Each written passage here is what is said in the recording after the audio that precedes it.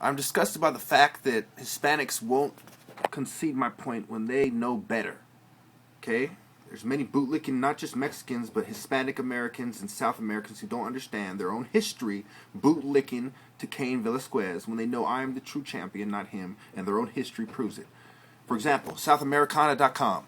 The Dutch West India Company was founded to invade northeastern Brazil, seize control of the sugar trade, and then colonize the continent. After invading Pernambuco in 1630, the capturing Recife and Salvador, they sought an alliance with Palmares, but before it could be consummated, Spanish reinforcements arrived, tilting the balance of power, and the Dutch were forced to sue for peace and cede much of their gains. After the Dutch were finally expelled in 1654, the Portuguese turned their attention to Palmares. Incursions increased in their size and intensity until 1677, after a particularly devastating attack. The leader of the renegades, Zumba, sought peace. The price of the negotiated pardons for him and his men was the abandonment of their settlements and the forcible return of any inhabitants not born there.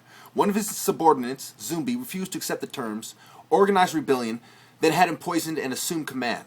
For the next 15 years, Portuguese waged near constant war with Zumbi, repulsing every single assault. With capoeira, obviously. Beating the Portuguese wrestling. Wrestling history goes back 15,000 years. I'll put the sources, including Wikipedia, in my comments.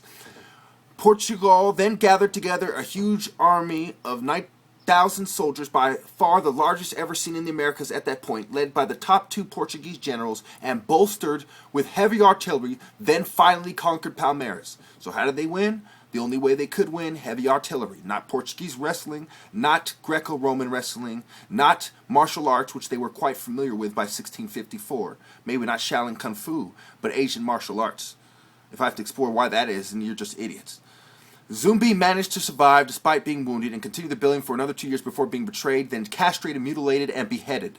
As a deterrent against any future escapes and to refute popular belief that Zumbi was immortal, his head was displayed in the central Praca of Recife. Now, let me finish this and I'll tell you why they're idiots. The anniversary of his death, November 20th, is now celebrated as a day of Afro-Brazilian consciousness, and Zumbi is a national hero. In 1988, 100 years after the abolition of slavery, the Constitution of Brazil granted collective ownership of their lands to the last remaining Quilombos. Now, they're a bunch of liars who don't know what the fuck they're talking about. First of all, Zumbi did live forever in spirit and in the minds and hearts of the people. That's what they're talking about. Leave it to the white man to misunderstand everything, and to the bootlickers to quote the white man who misunderstands. Second of all, the Portuguese wrestling did not conquer the capoeira. The less armed capoeiristas defeated the Portuguese wrestlers and the Portuguese military style, which included